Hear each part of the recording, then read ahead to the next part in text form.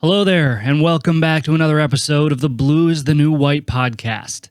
Today, we sit down with someone close to my realm of the industry. Matt McMahon is the president of S&K Oil Sales and a former restaurateur who literally built hundreds of restaurants, including Chi-Chi's and Outback Steakhouse. Matt gives us a glimpse of the trades from an end-user perspective and talks all about his experiences over the years in the restaurant industry. Tune in to hear us talk all about the fundamentals of success, the importance of the trades, and how his current business is revolutionizing the cooking oil industry. Don't forget to subscribe to this channel and on our website at blueisthenewwhite.com to receive all the latest updates. As always, this show's not monetized and we don't run ads. We rely strictly on word of mouth from our listeners to further the mission. So if you enjoy this episode, please take a second to rate it, review it, and share it with someone who cares. The future generations of tradespeople depend on it. They depend on you.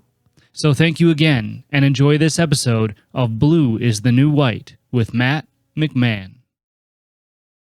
Hello and welcome back to another episode of the Blue is the New White podcast. Super excited about my guest today, Matt McMahon of S&K Oil Sales is joining us to tell us all about his journey, his experience, and the importance of the skilled trades within the industry that we both know so well. Matt, welcome to the show. Thanks, Josh. Thanks for having me on. Appreciate it. I'm looking forward to this conversation, sir. So for the audience sake, why don't you go ahead and just kind of give us your background, tell us your story, where you come from, and how you got to where you are today. Well, it was a long trek, but I made it. I'm from Detroit, Michigan originally, and I started in the restaurant business there when I was very young, working my way up as a dishwasher and became a cook and waiter and bartender at a place called Steak Ale. Not many people will remember it. Worked for them for a while, and then I went into management with them, finished college, and went down to Toledo, Ohio, and this restaurant opened up across the street from me. I was running the Steak and Ale as the general manager, and it was called Chi-Chi's, CHI-CHI''S. Great restaurant. It was their third one of their chain. Food was phenomenal. I said, I got to work here. This looks like fun. So I got in with a bunch of guys that had a little bit of money. We bought the franchise rights to the company. We built 32 of them, and then we went out on the East Coast and built them. And I had restaurants from New York all the way to Florida, and we built the company. We ended up with 271 restaurants when I left. Whoa!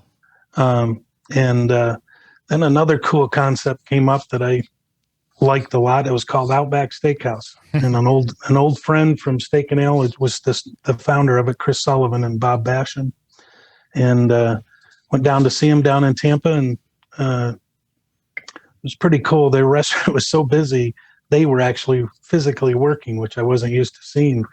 They were waiting on tables, they were doing it, whatever it took, and I said, this looks like fun. I got to do this. So I left Chi-Chi's and got the franchise rights to Outback in Arizona and New Mexico. Came out here in 1993 and built 24 Outbacks between the two states, and had a great time.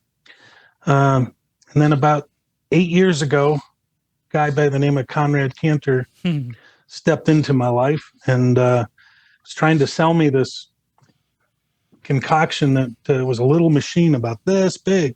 He told me how good it could filter my fryers. Well, at Outback, you have to filter your fryers about every hour and a half, 2 hours. At least we used to.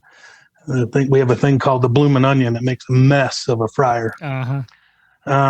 So we tried it. He let me use it at one of my stores. We kept burning the engine out on it, and I was like, Conrad, this isn't going to work. And he said, I'm an inventor. That's what I do. Tell me what you want. I said, well, I want safety and I want quality. If you can give me those two things in a machine.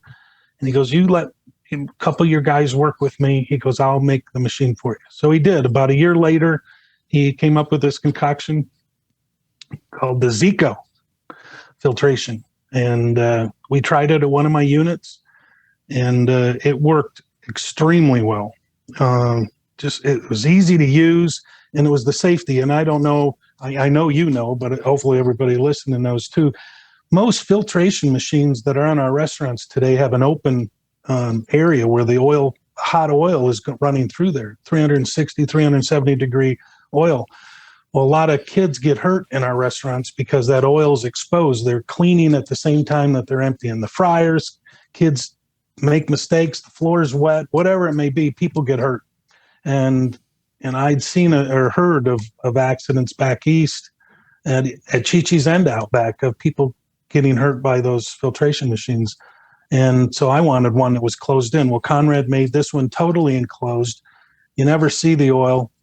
It does its job. And then the most important part is that you get good oil out of it and you can make it last longer. And then, I don't know if you're aware of this, oil costs have almost doubled in the last 6 months of what they were. Yeah, and I'm sure a lot of my restaurant listeners know exactly what you're talking about. Well, one of the spectacular parts of the Zico that we didn't even try for, 2 months into the me using his equipment, I put it in 2 of my restaurants at that point. We also realized that we were using about 50% less oil with this machine. So I bought 10 more of them and put them in my restaurants. I had sold off some of my restaurants at that point. I only had 12 stores. After that, it's history. We used the machines. And then about 6 years ago, I sold the rest of my Outbacks back to the company. And I said, I want to go do this Zico thing. And I hooked up with Conrad, and rest is history. Wow, it's amazing, how things turn out, right? I talk a lot on this show about being in the industry and the surrounding industries of the skilled trades, the restaurants obviously being one of them, and just the types of relationships that you build, right? That's something that not a lot of people talk about when they talk about the skilled trades. It's always, hey, can you swing the hammer? Can you turn the wrench? Can you do all this stuff? Yeah. But what about the people you meet? I mean, it's remarkable, right? And I'm sure aside from Conrad, there's just been dozens and maybe hundreds or even thousands of people that you cultivated fantastic relationships with through your journey, right? I've been very fortunate. One of the things, there's the Restaurant Association has a tournament coming up pretty soon, a golf tournament they do to raise money for their political fund and some other things that they need money for the educational foundation. But just doing stuff like that, you see all these people in our industry and you'd think we all hate each other. No, we're all friends. And it's kind of cool because you can, John Salazar, one of the owners of Manuel's restaurants here in town, great guy. We call on each other for support and help at times when we got questions or concerns or you have a struggle. It's great to be able to have those people in the industry as well, not just the outlying ones, but the ones that are in the industry end up being your best friends. Yeah, absolutely. Another thing I like to talk about on the show is college and the ROI from college. I'm curious because you said you went to college and you got a degree. What was your degree in? It was associates in business. Okay. Associates in business. And so you carried a lot of the information that you learned in your college education, I'm sure, into the restaurant industry and building and maintaining and growing these businesses. Yeah. Yes. I wish I could say, yeah, it's all my college. I worked for some great people that were very smart, and they were patient and they were good at teaching. And I think I picked up a lot of my business thoughts from people that have done very well in our industry and some other industries as well. College is great. I think everybody should go to college if they can, just for a couple years at least, just to get some of the disciplines down. It's funny you bring up college because I remember one of my professors tried to recruit me to go into sales to sell copy machines. That was when copy machines this is a while ago. This is 1976, 77. Copiers were just becoming a big thing for everybody to use. You had to be special to have a copier. Even schools that had them, they were hard to work and they didn't work very well. But they'd gotten much more sophisticated. And I'll never forget, I remember that professor. He was a good guy. Easy name to remember, Jim Smith. Oh, that is easy. That's funny. And I've got a little bit different opinion on college than you. I think I like to relate it all back to the ROI, right? Because the way I see it, there's so many different paths these days to be successful. That college, in my eyes, just isn't a requirement. But by all means, if what you want to do requires a college education, then go down that route. But when we talk about stuff like the skilled trades, a lot of people, I don't want to say a lot of people don't realize you don't need a college education to do it. You've got trade schools, you've got apprenticeships, stuff like that. But people automatically assume that because you don't need a college education to do it, that they're low-level, low-paying careers. And you being on the back end, I'm sure have realized, and realized probably pretty quickly, how lucrative those types of jobs can be, because let's be honest, you were the one writing the checks, right? Absolutely. Yeah. So it's an interesting dynamic, and the other thing about college too is kind of like you had mentioned. I hear this a lot that the value of the college education comes a lot from the relationships, and there's usually certain professors that make a big impact on students, and give them a heck of a perspective and a good outlook. But really the value is when you graduate or when you enter into a profession, that you have these people that surround you like mentors, and that's where the magic happens, for lack of a better term, right? The college is great for the fundamentals, but to really succeed in a position, you've got to surround yourself with the people that have been there and done that. Yep, absolutely.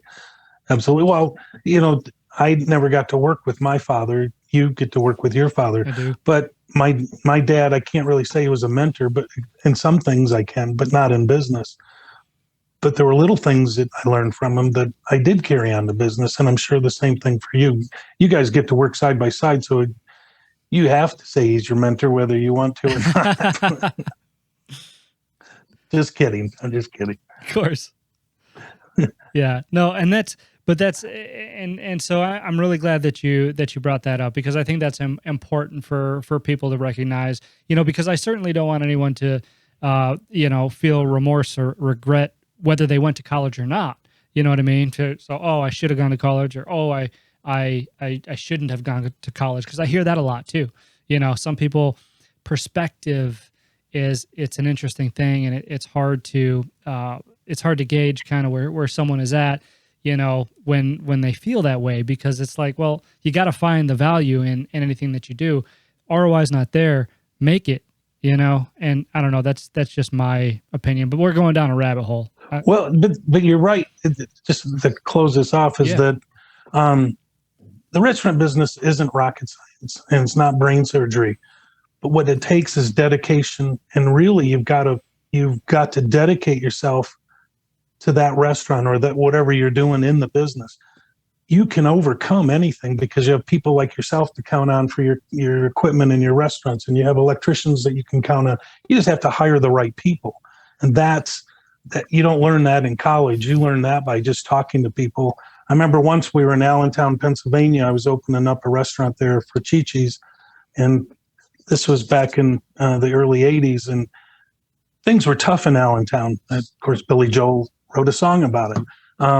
But I couldn't get anybody to apply for a job. Here we are. I need to hire around 300 people, and I can't get anybody to apply. So I called up the newspaper, and I said, hey, I need some help. I've been running all these ads with you guys, and I can't get anybody to apply. And you got all these people on unemployment, but nobody's coming in to apply. Well, the paper headlines, restaurateur blasts Allentown, the people of Allentown, for not applying for a job. Oh, my gosh. Well, I thought I was going to no longer have a job, but more importantly, I thought I was going to be thrown out of town. But instead, I ended up with over 1,500 people the next day standing in line. We were hired up in 3 days. I had the best staff I've ever worked with in my life. But it's sometimes being courageous, and that's that passion you have for your position. You can win, and it's just having. To me, it's about passion in the restaurant business. as much as anything.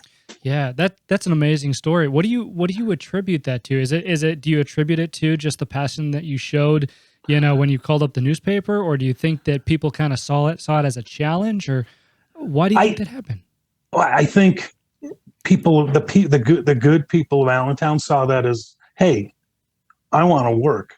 I don't, the problem was too, is it was minimum wage jobs, and they were used to making back then $20 an hour to work in the steel mill. That was a lot of money back then. It's still a lot of money today, but that's, $15 to $20 is what we're having to start employees at in the restaurant business now. And it's tough because everybody thinks the restaurateurs are raking it in. We work with about a 3 or 4 cent bottom line. We're making about 3 or 4%. Yeah. And people don't realize that. Yeah, your higher volume stores and they might be making it, but your local mom and pop, they're not making 20% profit like everybody thinks they are. Yeah, I'm glad you brought that up too, because that's a point that seldom people know, right? Is that the margins are so razor thin in the restaurant industry. Like, I mean, your systems, processes, and efficiencies have to be top notch in order for you to make sure you're pulling a profit of any kind, And so, especially through COVID, like it bugs me anyway when people leave poor reviews for, in restaurants for no good reason. I know, right? Probably don't get you started, but even especially through COVID, like I'm looking at, I love to go out to eat. So I'm always looking for the next restaurant I want to try. And, you go to Google and you look at the reviews, and there's people during COVID, writing these 1-star reviews of, oh, the service is slow, and oh, this and that, and oh, the food's too expensive. And it's like, people need to realize like how difficult the restaurant industry is to begin with, let alone throwing a global pandemic into the mix. Like, I just think it's an important point. I know it's kind of a little off topic from the podcast, but I want everyone out there to know, go out and support your local restaurants. It's vital for these businesses. Can I comment on local restaurants? Please. We've been running a promotion all through COVID, supporting restaurants. It was called the Restaurant Angel Program. We ran it on 96.3 Real Country. And what it was is people could email in their favorite restaurant, and then the DJ would pick one a day, Monday through Friday. And then I would go buy a gift certificate from that restaurant, mail it to the person. It helps the restaurant. We sent them $35. $10 was supposed to go to the server and $25 to the food. Now, if everybody did that, that's great, but I'm sure some people fudged on it, but that's okay. The message got out there, but it was to support the restaurants. And then the restaurant that got picked every day got that day's worth. The DJ would talk about it for 6 hours, not just his program, but the afternoon program would talk about that restaurant winning. So they got free advertising. Well, eating local, I think, is really important. Not that I want to take away, because I know you have a lot of customers that are national chains as well. But locally, we've got to support our restaurants. They've been through a rough time. The local people have. Yeah. And so we're doing a promotion starting May 1st on 96.3 that is going to be live local, eat out local. And we're going to do the same thing. You call in your favorite restaurant, and I'll buy a gift certificate and I'll mail it to whoever won that day, and we'll announce the restaurant. But at the end of the month, I'm going to pick one restaurant every month, and I'm going to give them $1,000 to spend on 96.3 for free advertising. That'll get them about 10, 12 spots possibly where they can do some advertising that they maybe never been able to do before. So it's a great way to support local. I'm glad to hear that you think like that too. You still got to support the national chains, and we're all stuck with them because without them, we wouldn't have the food that we have at times. Because they are convenient, and you can always count on most of them to give you food in any city you might be in. Good food. Yeah, absolutely. But I'm right there with you, and I think that's a remarkable program that you're doing, and ever important. Again, the listeners out there that are hearing this podcast, support your local restaurants, eat local. It's very, very important. I don't remember what the statistic is, but we all know that small businesses make up the majority of the economy today, and a very high percentage of those small businesses are restaurants. And I don't know if people realize that. No. Well, it just like in this business with SNK, we have one competitor that's a national company, and they're much larger than we are, and they're a big company. But I was meeting with one of their reps about 4 or 5 months ago, and he was telling him, he goes, well, I don't want to step on any toes, but we have a lot of business, and he's just going on telling me how great his business is and how great he was. Well, that's wonderful. I just leaned over the table. And I said, well, you just keep doing all the big chains. That's okay with me. I'll keep picking up the small stuff because there's plenty to go around. There's 9,700 restaurants in the state of Arizona. There's plenty of room for both of us. And it's true that I've got all the small restaurants and they have all the chains. So it's kind of funny.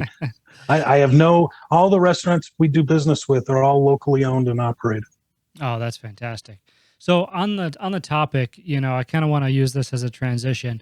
In your journey through your career and through the restaurants and things like that you've owned, you obviously rely heavily on your vendors, and that's shown by the story that you told about SNK and how they came in and improved your operation, which is fantastic. And I think that the skilled trades are a part of that too. Obviously, you need your HVAC PM. And here's the other thing too, and something I didn't know before I got into the industry, right, is the hot side technicians, the hot side equipment companies, ovens, fryers, stoves. This is one of those industries, right? These ever elusive industries that nobody knows a whole lot about. Everybody goes out to eat at the restaurants, but nobody thinks, how does that food get hot? How do those machines keep cooking? Well, they need technicians to maintain them and to repair them and to install them, and all of this stuff. So can you speak a little bit to the importance of the vendors that you've had specifically in the trades? Well, for instance, just talking about kitchen equipment, there's nothing worse than you go to open in the morning and that oven doesn't turn on, and you've got to call somebody. Well, you can't go through the yellow pages because you got to go online now. But when you do, there's not a lot of people to call. Number one, and if you aren't a repeat customer, they're not going to come out for you right away. Loyalty is really important to those people, because that's how you get your service when you want it, or when you need it, I should say. And when you don't need it right away, make sure you're conveying that information to them so that they don't come out right away thinking that you needed immediate service.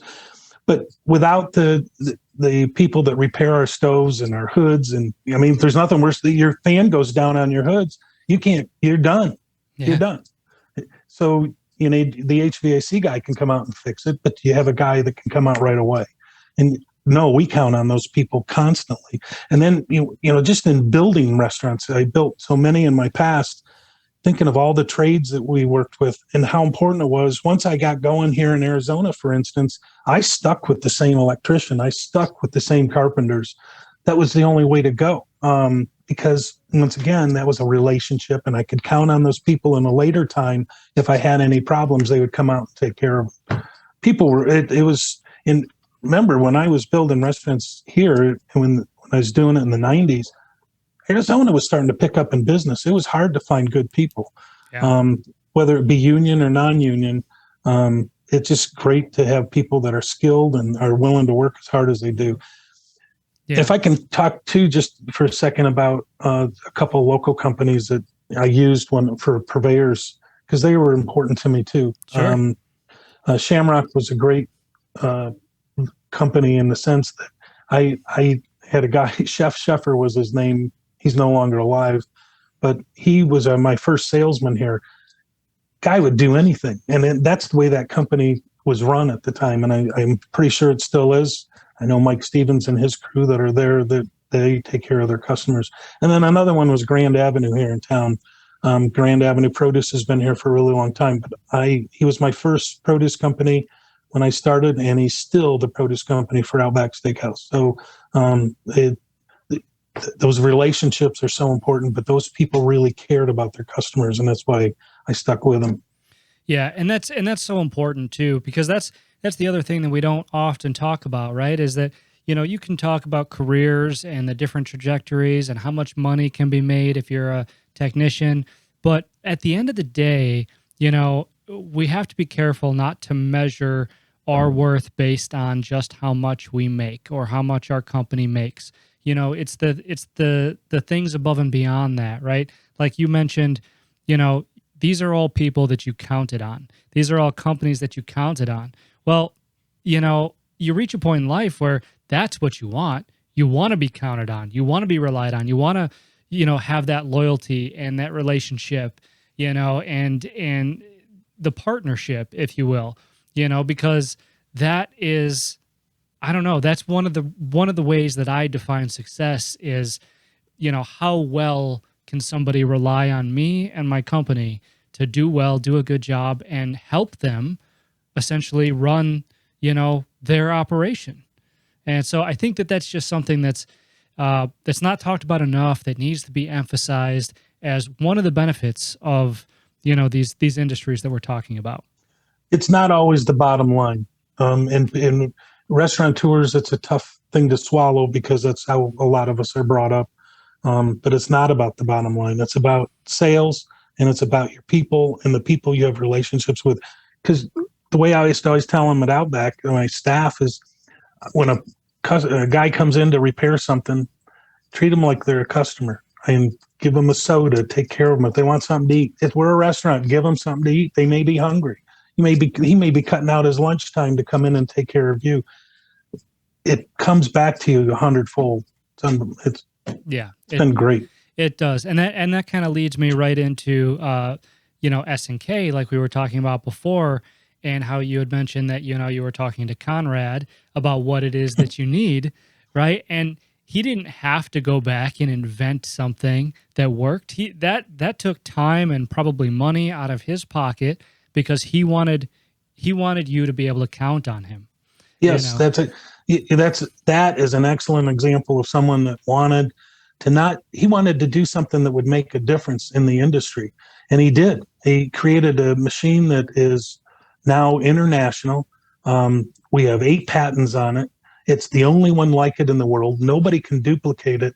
And it's great. And it's very affordable. I'm not doing a commercial, but it's a very affordable now. We've been able to tweak it a little bit, and it's a great opportunity for everybody to practice. And even now, with oil prices going up the way they are, and we were talking about it earlier, is people need to be using filtration. We never thought about it all those years. And it's like Conrad will always say, people, do you know what's in your fryer? Not just to tease them, but do you really know what's in your fryer? And a lot of people are look at him like he's crazy. No, they don't know. And if they did, they would probably take on filtration a lot stronger than they have.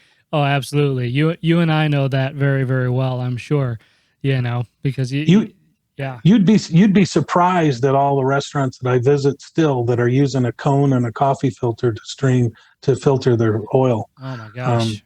I thought that went out. Those that even filter it at all, right? Well, yes, there's some people that don't filter. I ran into a restaurant just a couple weeks ago. He's going through about 12, 13 boxes a week. And I said, there's something wrong with that. I go, your sales can't be that great. He goes, yeah, I'm doing about 40,000 a week. And I said, you shouldn't be going through that much oil. I said, there's something wrong. He goes, well, I dump every other day. You dump your oil. Oh my God.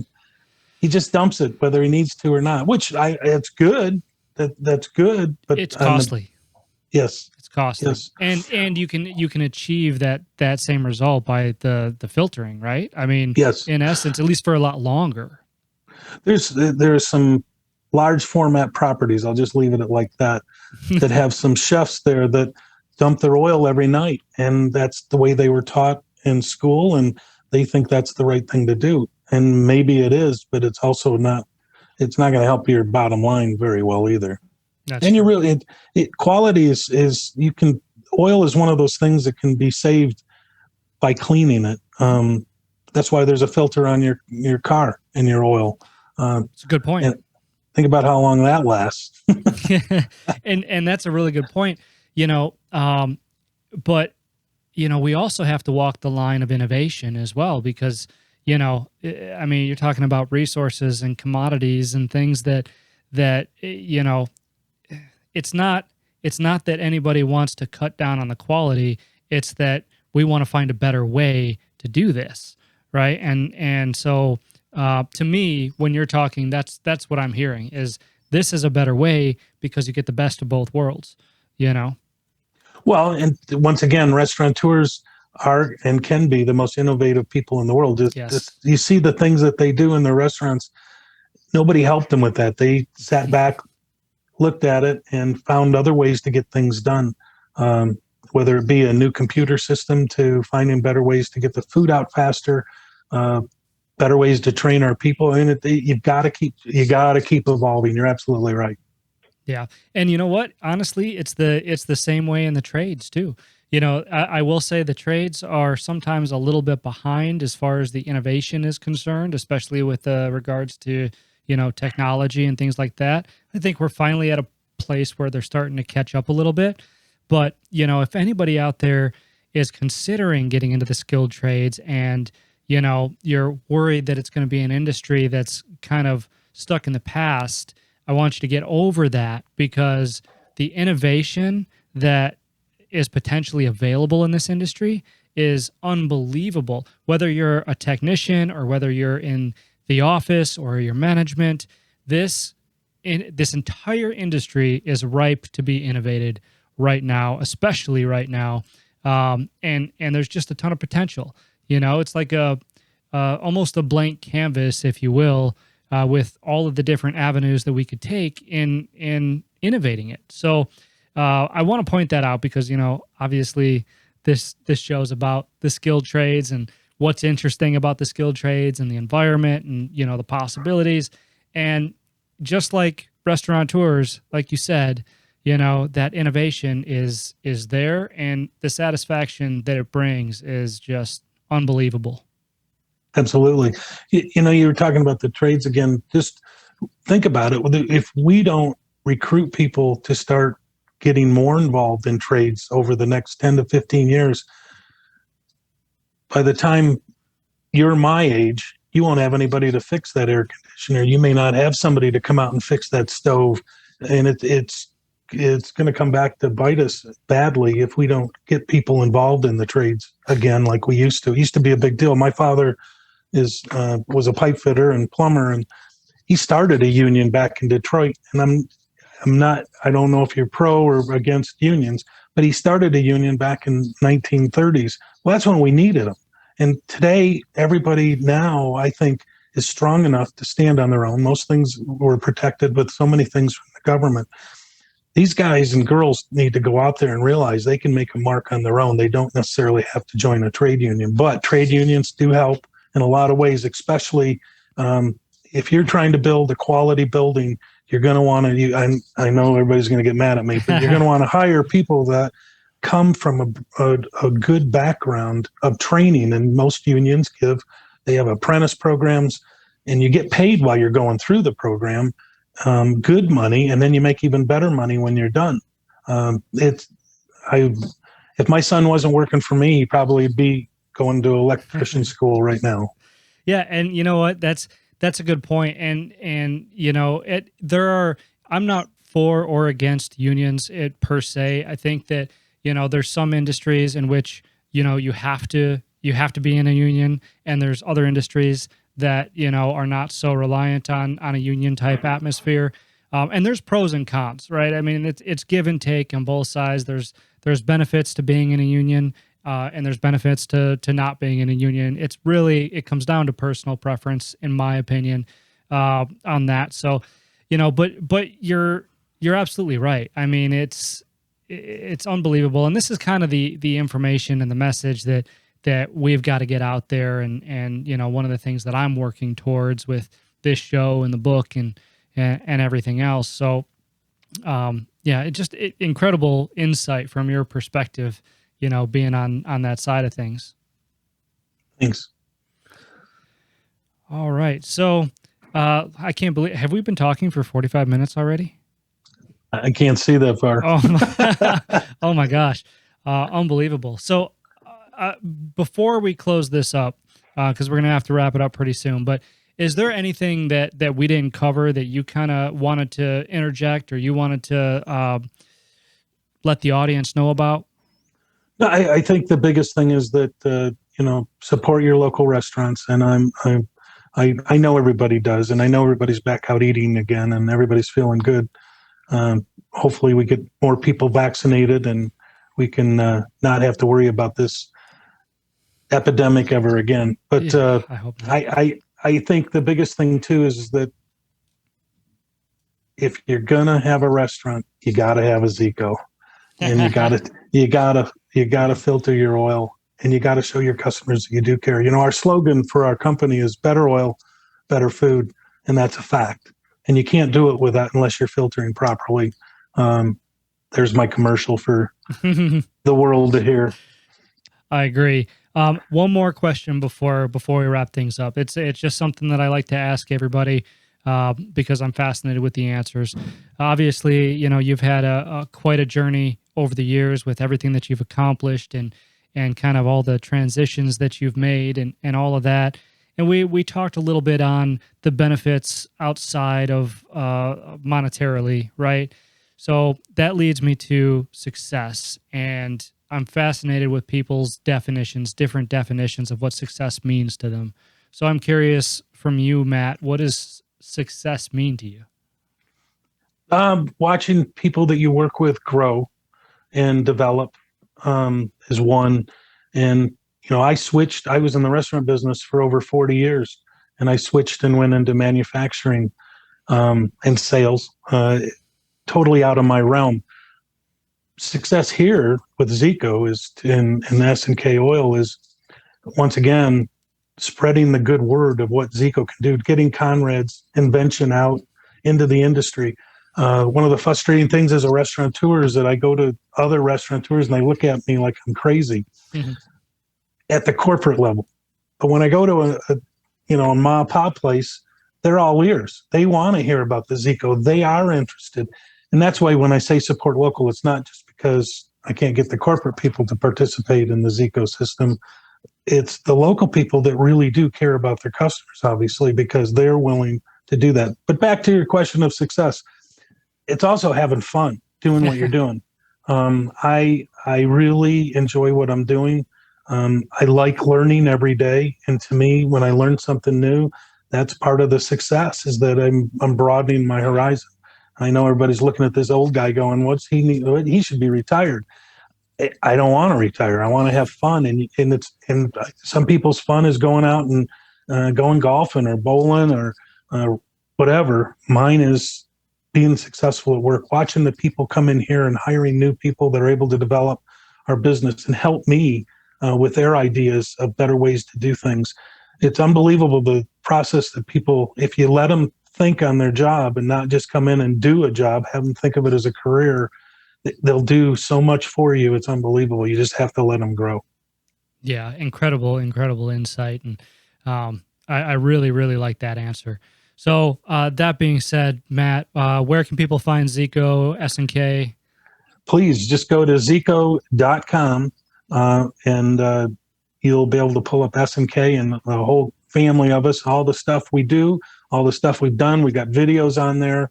And of course, we're here in Glendale, Arizona, and we're coming to your restaurants. And all right, Matt. Well, I really appreciate you spending the time with me today. Thank you so much. Thanks, Josh.